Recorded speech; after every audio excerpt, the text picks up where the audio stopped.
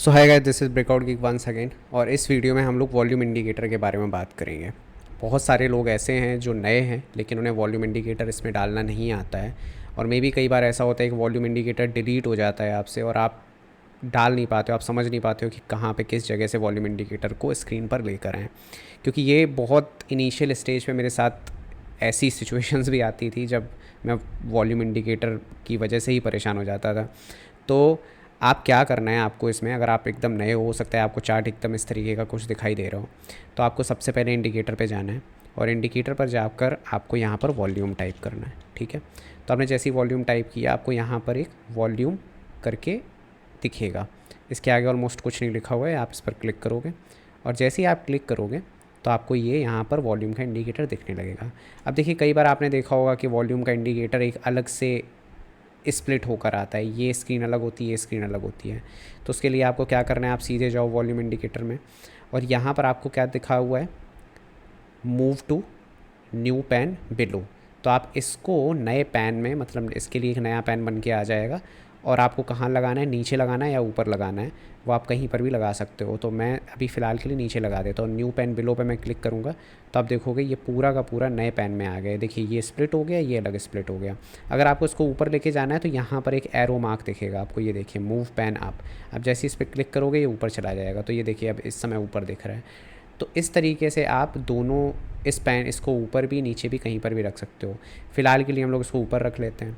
अब इसमें सबसे बड़ी प्रॉब्लम क्या आ रही है, सबसे बड़ी प्रॉब्लम आ रही है कि इसका जो कलर है वो कलर हम लोग को बहुत ही हल्का दिखाई दे रहा है। तो हम लोग इसके कलर को चेंज कर लेते हैं।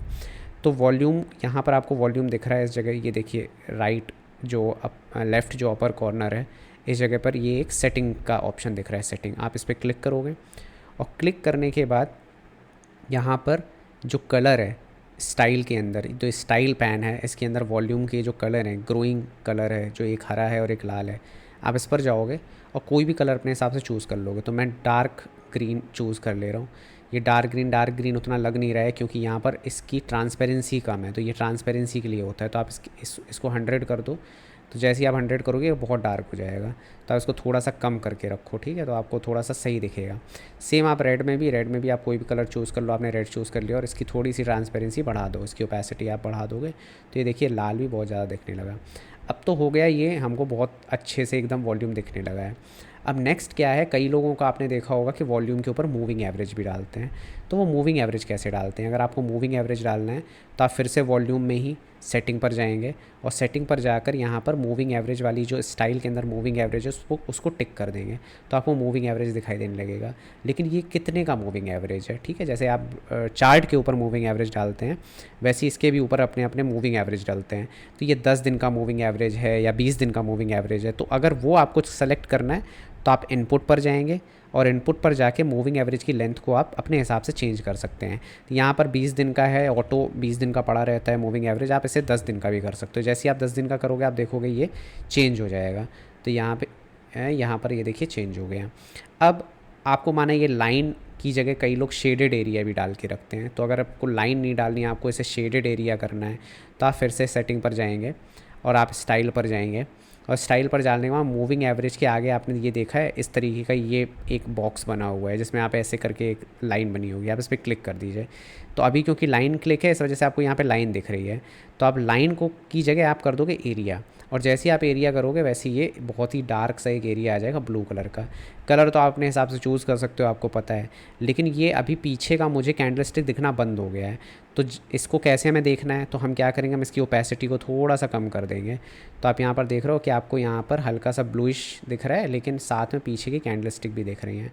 तो अब इस तरीके से आप कैंडल स्टिक को यहाँ पे देख रहे हैं। तो आई थिंक ये कैंडल स्टिक बहुत ही अब अच्छे तरीके से विजिबल हो रही होगी।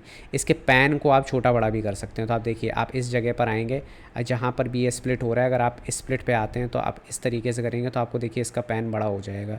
तो आप इसे अपने हिसाब से क्या बोलते हैं ऊपर नीचे भी कर सकते हैं, अपने हिसाब से एडजस्ट कर सकते हैं। अगर आप इस पेन पे डबल क्लिक करते हैं, अपने माउस से डबल क्लिक करेंगे तो केवल और केवल वॉल्यूम दिखाई देने लगेगा, बाकी चार्ट चला जाएगा।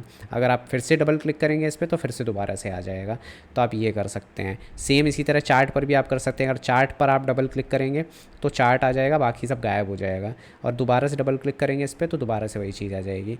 तो इस तरीके से वॉल्यूम को आप इस पर सेट कर सकते हैं। आई होप आपको ये वीडियो पसंद आया होगा। अगर आपको पसंद आया है तो प्लीज़ इस वीडियो को लाइक कर दीजिए और चैनल को सब्सक्राइब कर लीजिए, क्योंकि इस तरीके की वीडियो मैं और भी बनाता रहूँगा। Thank you so much, take care, bye bye, this is Breakout Geek signing of.